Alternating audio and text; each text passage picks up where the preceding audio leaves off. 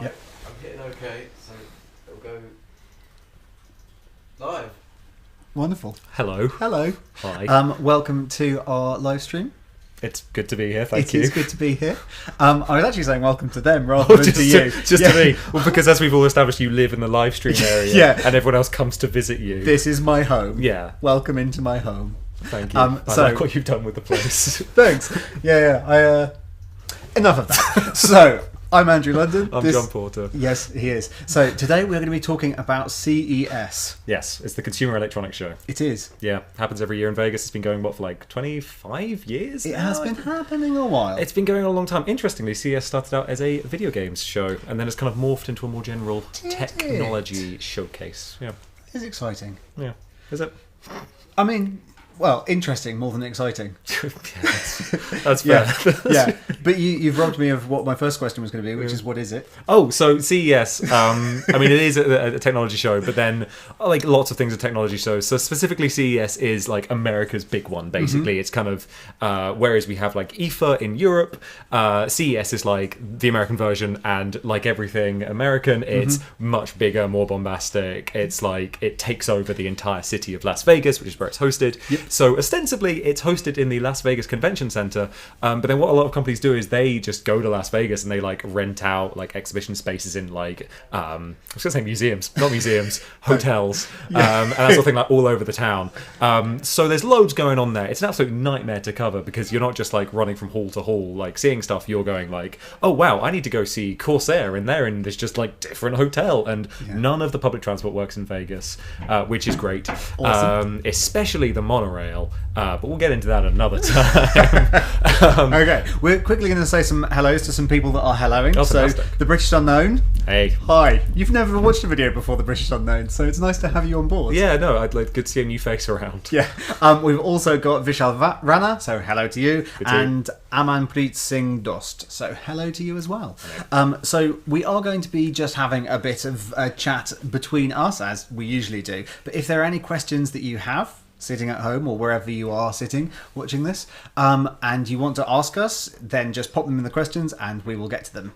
It's true. If we know the answers. If they're about CES, then fantastic. But if not, just throw them our way. We'll try and make them into a CES question as best we can. Why is the sky blue? It's all about the wavelengths that you see different lights at, and like blue is either like the largest wavelength or the shortest wavelength, and for that reason, it's the sky. Are you satisfied? I can tell you why planes fly. That's the other like rubbish answer I know the question I know the answer to. I'm just astonished that you answered. Cool. So we Don't have understand irony, apparently. we have done what it is. We have done where it is. Yes. When it is. When it is it's kind of. Ostensibly, like, it opens on, I think, it's either Tuesday or Wednesday next week, and then kind of runs through to Saturday. But, I mean, like, stuff starts in Vegas from Saturday, and I think what this week has proven is that every single company is tripping over itself to try and get its announcement out there first before everyone else. So, earlier this week we saw like announcements from LG, from Hisense, and all these companies are going like, hey, here are our CES announcements now, so that we have something interesting, and then come and see us at the show. So, it is ostensibly next week, but I mean, increasingly it kind of just seems to start from the beginning of January. Yeah. And final question before we get into like what's going to be happening there. Can normal people go?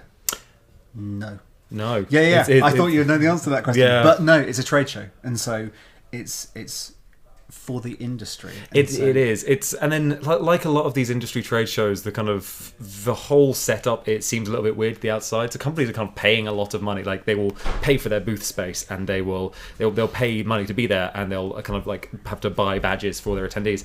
And then press, because the feeling is that press are bringing coverage and attention to the show. Press do not pay to go to CES.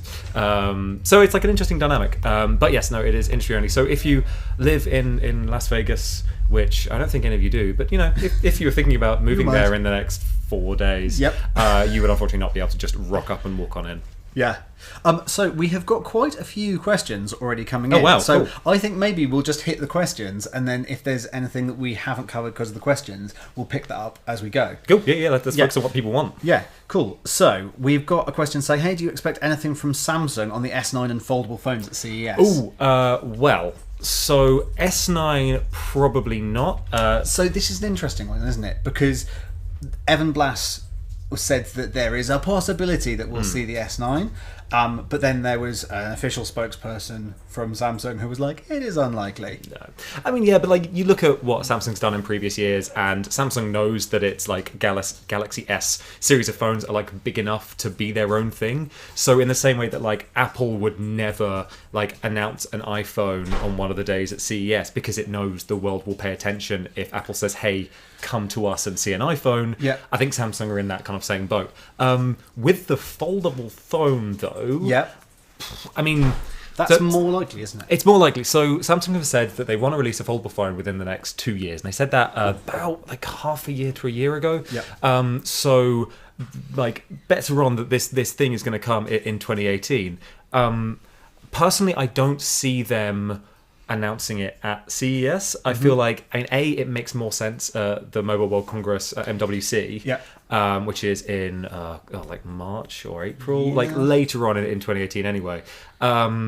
So there's a potential there, but I think Samsung are almost certainly going to focus on their TV lineup, and I think maybe have like a mid-range phone. I think there are some rumblings about them having a mid-range handset there, which I don't know too much about. But from Samsung, expect their focus to kind of be like TVs and soundbars, and kind of like really be shepherding people towards those like bigger items that only town like Vegas is big enough for. Yeah, and some like concept-y stuff, because it's the S-Ray. That's Samsung, isn't it? Oh yes. So S-Ray, it's really cool that they've pre-announced this. It's a little speaker that basically, if I've got the speaker and I'm pointing at you, you're like, oh wow, Miley, fantastic, love a bit of Miley.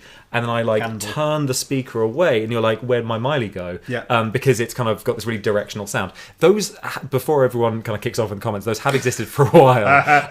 But Samsung's kind of innovation is making that a lot smaller, a lot lighter, and a lot cheaper. So they've got this little speaker. They've got a cool concept video, which I encourage you to check out, because it kind of made me think of a lot of different use cases that you maybe wouldn't have thought of.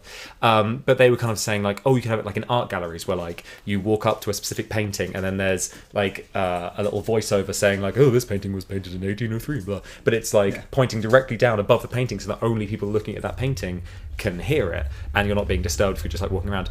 The other one that I thought was interesting was for cyclists. So if you're cycling, it's probably not a good idea to have earphones in, so you can't hear the world around you, but also it's kind of a dick move to have just a speaker on your handlebars. So the idea is you have this directional speaker on your handlebars, it's pointing directly at your face, and then you can hear your music while cycling around. You can also hear what's going on around you, and you're also not disturbing everyone else around you. That is good. Yeah. Unless there's just a bird flying directly behind you that's like, why is there just sound in this one? Exactly. Just a bird on his morning commute just getting really hacked off with the amount of sound he's picking up from others. Yeah.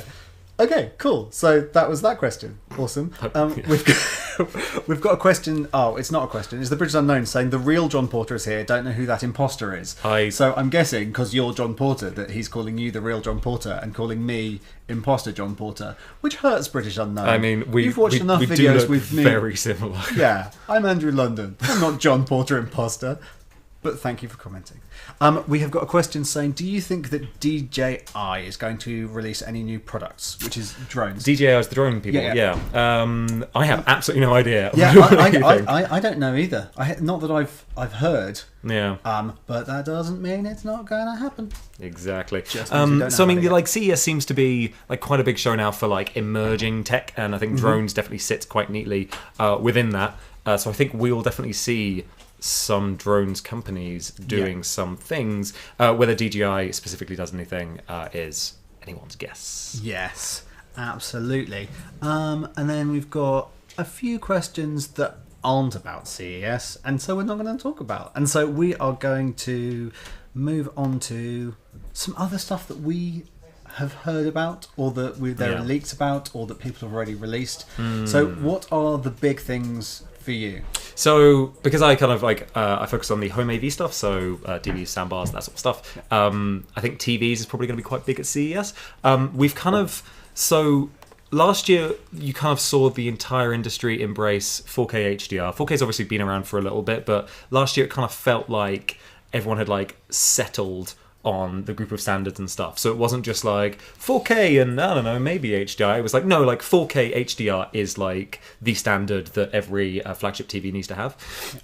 So I think this year it's going to be a little bit more iterative, but I think there's the potential to see some really interesting concept TVs, which I think will be really, really awesome. You know, for the longest time, like OLED is kind of dominated, and then you've had like LCD panels kind of petering along, and like LCD panels have gotten a lot better, but I think there are some rumblings that maybe we might see some kind of entirely new kinds of display tech. So there was a leak that came out of Tweaktown about Samsung potentially showing off what's called a micro LED set. So at the moment when you have like an LED TV, that's technically an LCD TV, and what they have is they have the LCD layer which creates the color of the pixel, and then you've got LEDs behind it, and then they can kind of make parts of the image like lighter and parts of it darker, and then you can kind of get like more contrast, and it just looks more vibrant and, you know, three-dimensional without actually being a 3D TV.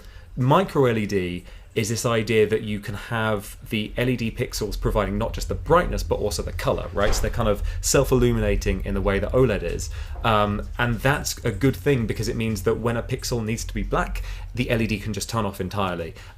So again, really nice kind of like HDR, essentially, like nice amount of contrast between dark and light areas of the image, and lead to like a lot better image quality.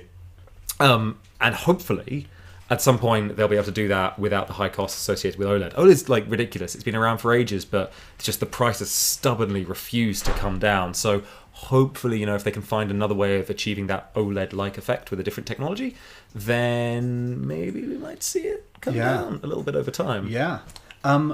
So talking of TVs that we've not seen before. Oh yeah. How about an 8K? So I mentioned earlier about like companies just going like, "Hey, here's our CES announcements early," and we're like, "You're supposed to wait until the show." So again, 8K TVs, they have been at the show before, but they will almost certainly be there again, and they'll probably be better. LG showed off a ridiculous, I think it was like 90-inch, 80-inch, 8K TV, OLED, just absolutely nuts. Looks absolutely fantastic. I don't think 8K is ever going to be a consumer thing. I just don't think the benefit is there. I think it's going to be fantastically expensive, and frankly, I was talking to a guy at Dolby recently. He said that like when you're looking at a 4K screen, unless you are looking at a panel that is bigger than 68 inches and you are standing less than 5 feet away, you are not you're not benefiting from that increase in pixel resolution. You look at an 4K TV and you're like, wow, this looks a lot better. What you're seeing is wide color gamut. You're seeing HDR. You're seeing like increased color bit depth. I don't think resolution is the be all and end all, and so I think the cost benefit of 8K will never really make sense. That's very interesting. It's like when you get to really top-end hi-fi, and there are iterative changes that actually are imperceptible to the human ear. Exactly. And people are like, no, but it means something. Like, okay, cool. Well, and you always have these trade shows where you're kind of looking at TVs in ways that you'd never look at that TV in your living room, right? So you like every single year you have an 8K TV, and then someone goes like right up to it, and they're like, wow, this is amazing. And you're like, well, you're is not. That how you sit by your TV in your living room? You're not going to look at it like that, which is, and I mean, like I feel a similar way about hi-fi sometimes. Like, don't get me wrong, love a bit of really expensive hi-fi. Yeah. But when you're at a point of like putting on 2 pairs of headphones and then literally having to do like A/B tests with the headphones to be able to like hear the difference, maybe it's not worth stressing out too much about. Yeah. So it looks like a thing that's happening more and more with TVs is the introduction of digital assistants into the actual TV itself. Yeah, and this like ties into like a wider point that I'm sure we'll get onto in a sec, which is that like Alexa and Google Assistant are just going to be in everything. Yeah. So if you're one of those people that's like, I don't want Amazon and Google listening to me, well, tough apparently. Welcome to the future. They're just there. So LG has already made the announcement that both Alexa and Google Assistant are going to be in their 2018 line of definitely OLED TVs and maybe their LCDs as well. Yeah. Not quite sure on that one. And so the idea is that you can go, hey, Alexa, turn up the volume, or Alexa, change the channel, or switch to PS4, and like you can kind of handle those sorts of things.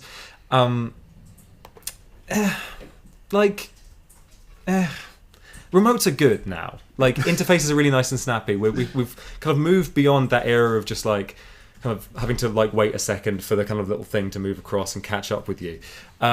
So I think the kind of the good thing about like this voice control is less about like swapping inputs and stuff and more about like searching for content. So you can kind of go, hey, watch Stranger Things, and this thing won't care whether it's on like Netflix or Amazon or Now TV or like whatever like streaming service. It can just like swap to that thing immediately and find it. I think that's the benefit that hopefully we'll get to at some point in the future, is kind of content rather than basic like. Well, that's it, isn't it? That we are heading towards a future where you can just be sitting there and you just like having a conversation. Go, oh, do you want to watch the latest series of The Crown? Yeah. Can you play The Crown? And it just automatically turns the TV on, turns to the right channel, gets the content up, like makes it all happen, and it just does it. We're not there yet, but we're kind of heading in that direction. Yeah, that feels like the kind of the ideal endpoint. And I think also like, even though you kind of immediately when you go, oh, Alexa's going to be in the TV, your mind immediately goes to, oh, I'll use Alexa to control the TV. Ultimately, it's still the same Alexa that's like plugged into your entire smart home. So hopefully this will also kind of help get to a point where you can kind of have Alexa in every room in your house without having to buy an Amazon Echo for every room in your house, because you're just like, oh, that like random radio I bought for my bedroom happens to have Alexa in it, and oh, that like I think there's a thermostat like available in the US which has Alexa here, so oh, I might not even have a table in my hallway, but my thermostat's in there, so I know like it's kind of getting to a point where wherever you are in your house, Alexa can hear you, which again sounds terrifying, and if you don't like it, I'm so sorry. Yeah. I mean, I think it's probably going to be one of those things, isn't it, that like older people nowadays are like, smartphones don't exist. Like that's a technology that just doesn't exist to them. And there are going to be technologies that come out now that our kids and our grandkids are going to be like, I can't believe you didn't have a chip in your brain, Granddad. And vocal communication with your digital assistant is undoubtedly going to be one of those. That we're all freaking out about it because it's new, but eventually people are just going to talk to their things and it's all going to happen. Right? Yeah, and I still haven't quite worked out where exactly I stand about it. I think I mentioned this before on the show, but I was speaking to a security researcher who worked out kind of how to hack an older Amazon Echo to kind of turn it into a wiretap, basically. Hasten to add that vulnerability has been patched in existing Amazon Echoes, so it is fine. But he made the point that like that mute switch on an Amazon Echo, that's like a hardware switch. So like even if I hack your Amazon Echo, I can't unmute it if you've muted it, because that's like a hardware button that you can't overcome with software. And then he made the point that, so, you know, if you're worried about people being able to hack a device that you own that has a microphone in it, why aren't you worried about your phone? I'm like, oh, okay, good. You know, like, and similarly with, you know, like a lot of my friends have like a little bit of tape over the webcam on their laptop. You have a front-facing camera on your phone, which, like, if someone hacked your phone, they could just see through all the time. So, I don't want to be one of those six that's just like, well, if you want to be worried about that, then you also have to be worried about like XYZ that you already do, because I feel like that's not a helpful position to get to. But like when you start thinking about it, you're kind of like, oh, we've kind of sleptwalked towards this future, and we're now realizing it, but it's been a problem for a while. Yeah, and also it's probably not as big a problem like as you think it is. It is probably not something to be terrified about and keeping yourself awake at night. Like. Anyway, we have totally tangentially moved away from CES and are talking about the fears of the future. So let's get back onto some CES goodness. So we've got a bit of chat that's happening in the chat at the moment about design. And Tech Time basically asked, do you guys think technology is at a standstill on design changes? And obviously that is a really broad question and it has kicked up a lot of conversation. But it does feel like at CES it is the time where companies do wheel out some stuff that is a bit more concept, doesn't it? And so when we were talking about foldable phone earlier, like the reason that it wouldn't be unprecedented for that to come out is because Samsung has in the past brought out a foldable TV with a foldable screen, and like we do get car tech that is totally out there. Like there is a was it Nissan? It was Nissan, wasn't it? That have the brain to car interface. What?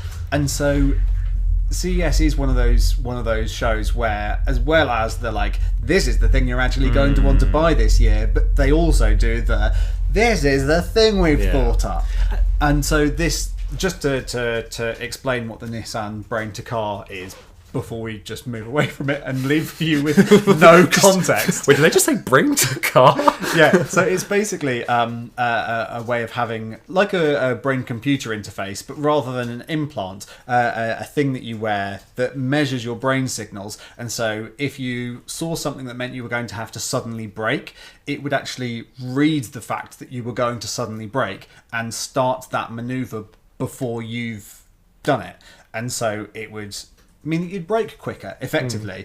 And obviously there's like the thing in your head where you're like, but what if I'm just thinking about braking, but I'm not braking? And it's like, it's actually dealing with the efferent nerve signals, like the nerve signals sent from your brain to your body to make the action happen, rather than just like, I wonder what would happen if I drove off the cliff, and then the car just starts like, no car! Like, that's Bad car. yeah, it's not that, but also it's probably not a technology that we're going to see in actual cars anytime soon. And I think like we kind of like see CES from like a technology. I mean, because we focus on consumer tech, we focus on the kind of stuff that you guys are going to be able to buy.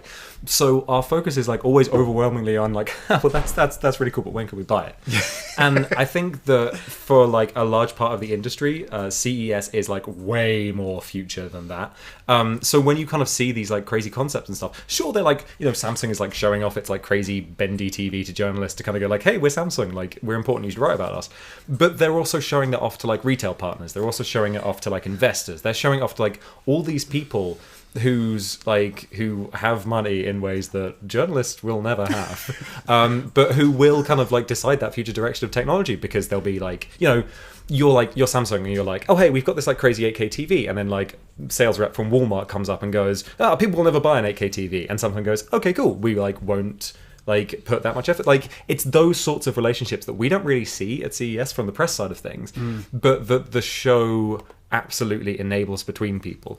So like, to get back to the question of like whether we're at like a design standstill, I think in a lot of ways we've kind of found form factors that just kind of work. Like the industry has like worked out how to make a modern looking smartphone, and so just like there's this crazy convergence on like that idea. I mean, I think even the iPhone 10 is kind of like Apple moving towards the rest of the industry and kind of going, this like bezel-less design. And so I think that then the things that end up like making the difference are like the addition of Alexa, are like all these kind of software changes, are like things getting faster. And so I think that makes it look like there's a design that design is at a standstill. But I think ultimately that does end up meaning that the way in which you use these things change, because you're like, my phone is faster, therefore I can replace my laptop with it at some point. And I think so those sorts of like smaller changes look like a standstill until they iterate and change enough that you're like, I don't like need to have a remote control for my TV because Alexa is good enough now.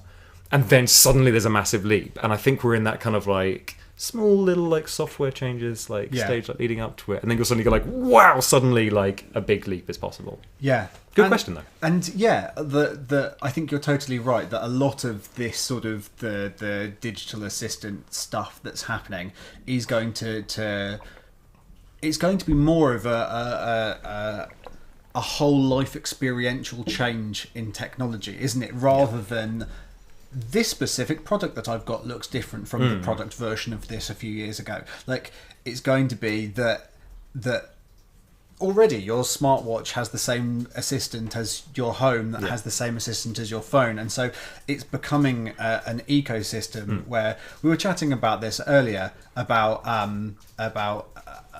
smart home hubs that you can control with your Google Assistant. So you could be like walking home and be like, I'm going to make it so that it's warm and that the lights are all on and blah blah blah, and you just tell your Google Assistant to do that, and that happens. And you go, that isn't a design change, but it's a massive shift away from where all of those technologies were a year ago, 2 years ago. And we're only moving further in that direction. And it's kind of, we were talking about the AI being the key word. Everything that anyone sends us at the moment is like AI, and it feels like that's kind of partially the buzzword of the moment. It is, and we're probably expecting a lot of people at CES to be saying the word AI at us. But also that is kind of one of the key players in the direction change of consumer technology at the moment. I'm already sick of hearing AI spoken about. I mean, like, if you remember, like, a couple of years ago when everyone was talking about the word cloud, they're like, oh, things powered by the cloud. Cloud. It's got the cloud in it. There's cloud in the sky and there's cloud in your phone and that crazy cloud. And I think now, like, AI has kind of, like, hit that exact same point where it's like, oh, we've got this thing that does basically what the last thing did, but this one's AI. Why? Shut up a little bit. Yeah. And I think so. Yeah, I like if you want to play a little game of bullshit bingo, you want to make sure that AI is on that for CES, because you're going to be ticking that box a lot over the coming week. Yeah. So, is there anything else? Any other big leaks, big releases, big things coming up in CES that you think are particularly noteworthy? I think what's interesting is that, well, I mean, we've kind of like touched on the driverless cars thing. Yeah. Lyft. So driverless cars have been at CES in the past.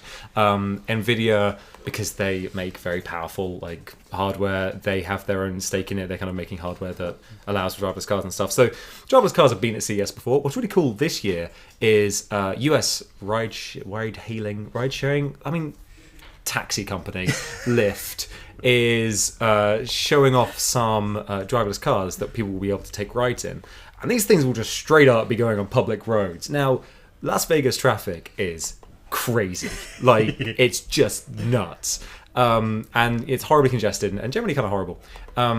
So whenever driverless things have happened in the past, it's been like, oh cool, we have this cute little parking thing, and oh look, it's a thing that looks like it looks like the real world, but it's not, and there are no unintended things that are going to mess with the sensors of the car. Lyft has just gone, we're just going to put them out on the road, and you can actually just like take these cars to get from point to point.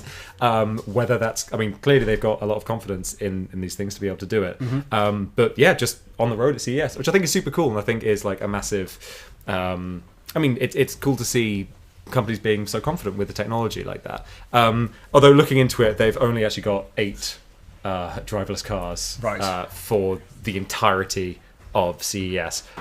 So the likelihood of anyone actually being able to get a ride in these things without like pre-booking and like knowing a guy, probably quite slim. But I'm gonna give it a go, see if I can get a ride. Yeah, why absolutely do it. And that's an important thing to say, that we're getting to the point now where we are wrapping up this video for the day, but pretty much everything that we've spoken about today is also on the site in more detail in a written down format, and as we go through CES, all of the cool things that we find are going to be up on the site, and so absolutely make sure that you check out Tech Radar over the course of the next week and a bit. Yeah, so we're going to have our main CES hub, which I believe is just titled like CES 2018, what to expect at the moment, but then as stuff comes in, that page is going to be constantly updated. So if you wake up in the morning, you're kind of blurry-eyed and you're like, oh, I'm the British unknown and I've just woken up, I wonder what's going on at CES, you can just open that one page and see absolutely everything, and you can kind of link out to we'll link out to all the kind of bigger write-ups and stuff of this piece. But that's the page you want to keep bookmarked,